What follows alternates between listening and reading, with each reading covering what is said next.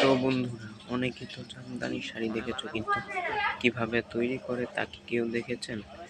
দেখেন, এটি জামদানি শাড়ির মূল কারিগর এবং ওই সাইডে আছে সার্কিট।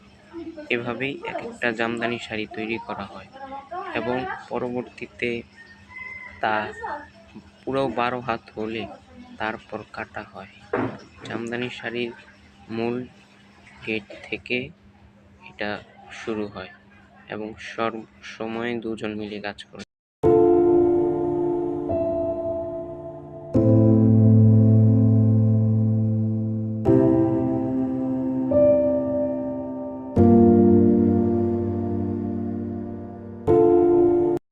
কতটা নিখুঁত আর অসাধারণভাবে কাজ করেছে যে দুজন মিলে, যেন এক অমূল্য ইতিহাসের এক ঐতিহ্য।